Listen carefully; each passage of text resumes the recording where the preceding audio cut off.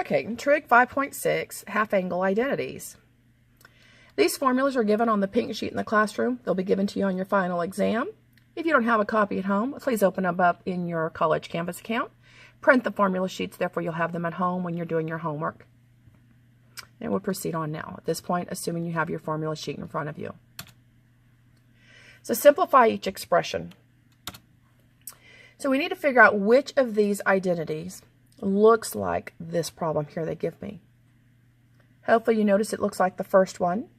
You have plus or minus your square root of 1 minus the cosine of angle A over 2. Whereas the angle A would be the 8x, so you plug 8x in here, 8x divided by 2. So my answer would be the sine of 4x. All right, problem B. So again, we're looking for which one looks like this. Hopefully we're thinking the third one, where your angle A would actually be the 9 beta. So you plug 9 beta in for this A, so tangent of 9 beta over 2. That is not a B. In your homework system, if you put a B, that would be counted wrong. Same for on the test. I would give you partial credit on the test, but you would not get full credit. Again, a B and a beta are two different symbols. Find the exact value of the sine of pi eighths using the half-angle identity for sine. Most of you in here prefer to work with the degree measure rather than the radians, and that's okay. So if that's the case, then you would go ahead and convert that to a degree. Pi eighths would be the 22.5 degrees. So since they told me I had to use the half-angle identity, I need to know a half of what would be 22.5 degrees. The happens to be a half of 45 degrees. When I take a look at my identity formula, it says that plus or minus the square root of 1 minus be the cosine of 45 degrees over 2, because the A is 45. The problem is, should I use plus or should I use minus? To determine that, you look at your original angle measure. My original angle measure is actually at 22.5 degrees. 22.5 degrees is going to be in quadrant 1. Because it's in quadrant 1 and they're all positive, I would take the positive answer for that. So therefore, that's going to be positive of 1 minus the cosine of 45 over 2. Now, if you take a second and draw your 30, 60, 45, 90, you know you're going to need them for these assignments, so go ahead and take a second to do that. You should pause it and then restart the video. All right, the cosine of 45 would be radical 2 over 2. Now, we cannot have this fraction within the fraction, so I should multiply everything by 2, this entire numerator by 2, and the denominator by 2.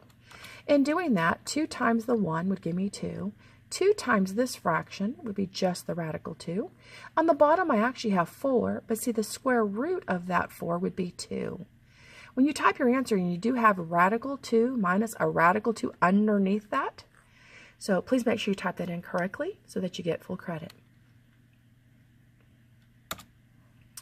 Need to find the exact value of the tangent of 255 degrees using the half-angle identity again. So most of you in here are pretty good about going to the reference angle. So the 255 degrees would have a reference angle of 75 degrees. That's in quadrant 3. See, all students take calculus. The tangent here is positive. This is equivalent to the tangent of 75 degrees. So a lot of students before, they've asked me, well, why not just use the tangent of 30 plus the 45 and use the sum difference rules? And that's because the directions told you you had to use the half-angle identity. So we have to figure out a half of what would be 75. So that would be a half of 150. So therefore, I need to use one of these rules where I plug in 150 for the angle A. Personally, I would not use this one because I have square roots within all this stuff. I think I'd rather not deal with that. It's a little easier to use one of these two. It really wouldn't matter which one you chose. I don't know why in particular I just chose this bottom one, but I just did. Now, I need the sine at 150 and the cosine at 150. 150 degrees happens to be in quadrant 2. It would give you a reference angle of 30 degrees. So the sine at 150 degrees over here would be equal to the sine at 30 degrees because all students take calculus. The sine here is positive. So the sine at 150 is the same thing as the sine of 30 degrees. So the sine at 30 would be 1/2. So that numerator is 1/2. Now the denominator is 1 plus the cosine at 150. The cosine at 150 here would be negative the cosine of 30 degrees. Well, the cosine at 30 degrees would be radical 3 over 2, but it's going to be negative because that was in quadrant 2. Now again, I cannot have the fractions within the fraction, so I multiply everything by 2. So when I multiply the numerator by 2, 2 times a half would give me 1.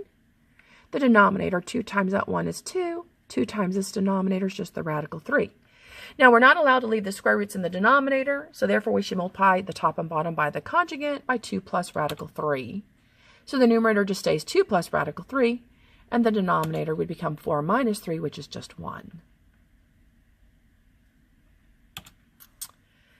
All right, we are given the cosine of beta is at 3/4 and angle beta is between 0 and pi half. So just from the beginning, not even looking at what we need to find, just looking at that I am told the cosine of beta is 3/4 and beta is between 0 and pi halves. I know my angle measure has to be in quadrant 1, and I know that the cosine of the angle had to be the 3/4. Now I need to find the exact value for the cosine of b over 2. The cosine of b over 2 says, oops, plus or minus, so I have to figure out where that angle falls. See, remember, the original angle was in the first quadrant. Well, if I divide 0 by 2, I get 0. Beta by 2, I get beta over 2. And pi half and half, I get pi fourth. See, the half angle still falls in the first quadrant, so I would take the positive of this. Now, they already told me where the cosine of the angle was. The cosine of the angle is 3/4. I get to plug 3/4 right here. Again, I've got fractions within fractions, so multiply everything by 4. So 4 times 1 would be 4. 4 times 3 would be, 4 times the 3/4 would be the 3. 4 times 2 would be the 8. Now, the square root of 8 breaks down. That's a pair of 2's with a leftover 2.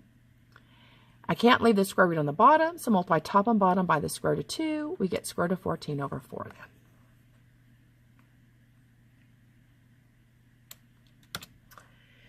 This time I'm told the sine of angle B is -3/5 and angle B falls between 3 pi halves and 2 pi. That means angle B falls in the fourth quadrant. We need to find the exact value for the tangent of half B. So for the tangent of half B, we can use any one of these formulas here that are given. We do know that angle B happens to be in quadrant 4. So I go ahead and I stay away from this one in this situation. Going with this one, I'm going to have square roots within square roots, and it may have kind of a mess in there. So I'm just thinking one of these two looks a little bit simpler to me. So again, angle beta has to be in the fourth quadrant. The sine of angle beta, that's the y over r. I found my x. Therefore, the sine at beta, that was given as -3/5 or y over r. The cosine at beta would be the x over r, which was 4/5. Multiply the top and bottom all by 5. Therefore, I get -3 over 5 plus 4. That's a 9 on bottom. -3 over 9 is -1/3. So it's one of the reasons I like to use one of these two formulas instead of that one. On this one, I'd have to figure out the plus minus, just have a little bit more of a mess to deal with. These two will automatically already have the sign taken care of for me, whether it should be a positive answer or a negative answer.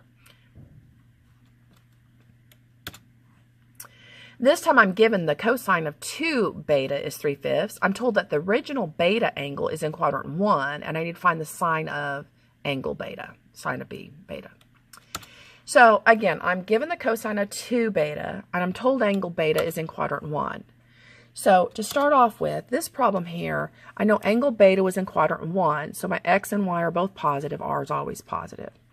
Now remember, this, what you were given this time, was for 2 beta, not a single beta. They wanted you to use the half angle identities here. Excuse me. Excuse me. I prefer to use the double angle identity instead of the half angle identity. The viewing example will do this different than I am. I prefer to come down here and go, okay, I'm given the cosine of 2 beta. So I could use the first formula, but that'd be 2 unknowns.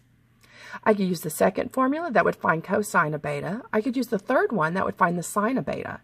Well, since I'm looking for the sine of beta, I would use this third rule. So therefore,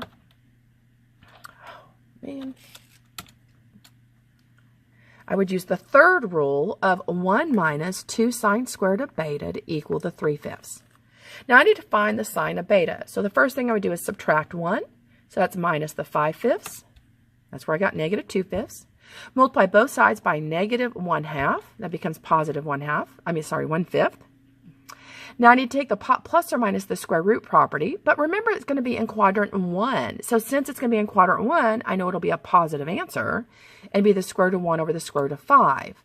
And again, don't leave a square root in the denominator. We rationalize that denominator, so therefore square root of 5 over 5 for the sine of beta. I'm given the cosine of s is -3/7. S is in the, looking at this, You have to think about what quadrant does that fall in. See, pi is equivalent to 180 degrees. 3 pi halves is 270 degrees. That's in quadrant 3 then. So angle S is in quadrant 3. Now we need to find the sine of a half of angle S, the cosine of half of that, and the tangent of half of that. So first off, in what angle does half of S fall in? See, we know angle S is between pi and 3 pi halves. So if I divide by 2, divide by 2, and divide by 2, that would put half of the angle is going to fall between pi halves and 3 pi fourths. That means it's going to fall into quadrant 2.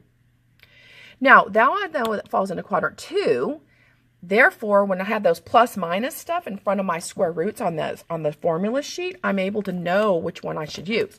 See, in quadrant 2, the sign should be positive and the cosine would be negative. And again, you'll be looking at these formulas right here. So the sine of the half angle was plus or minus that. Well, if it's quadrant 2, you're going to take the positive of it. The cosine of the half angle was plus or minus as well, but it's quadrant 2, so we will take the negative of this square root. So that's how I knew which signs to take for this part. Notice I didn't put the plus minuses here in the notes. I just now explained to you why that one's positive and why that's negative. It's because the half angle falls in quadrant 2. Now, from the original problem, I'm given the cosine of S is negative 3/7, so I can fill that in for these cosine of S's right there. So 1 minus negative 3/7 over 2. Again, the common denominator would have been 7. So therefore, this is 7 over 7 plus 3 over 7. So that's where I get the 7 over 7 plus 3 over 7 would have been 10/7 over 2. So therefore, that's 10/14. Now that reduces by 2, so square root of 5 over 7. Can't leave a square root in the bottom, so square root of 35/7. Some of you might be better off right here to say, well, multiply everything by the common denominator of 7. 7 times 1 would be 7, plus 3, there's the 10. 7 times 2 is the 14. Again, same thing. Cosine of S is the negative 3/7. We plug that in. Most of you are probably better off just to do common denominator of 7. So multiply that by 7 is 7, minus 3 times that by 7 is 14. But again, this reduces by 2, so that's 2/7. Can't leave the 7 in the denominator. Multiply by radical 7 on top and bottom. Now, instead of using the tangent half angle rule, I prefer to do this. It'd be the sine of that angle over the cosine of that same angle. See, we already know the sine of half S over there, radical 35/7. We know the cosine is negative radical 14/7. See, these 7s would reduce. Square root of 35 over the square root of 14. I also have to keep the negative with it. 7 goes into here 5. 7 goes into 14, 2. Can't leave that radical on the bottom, so multiply top and bottom by radical 2. And we end up with negative radical 10 over 2. So again, this is the summary. These were your half angle identities. I hope this helps you out for chapter 5. This was the last lesson of the chapter. You all have a great day.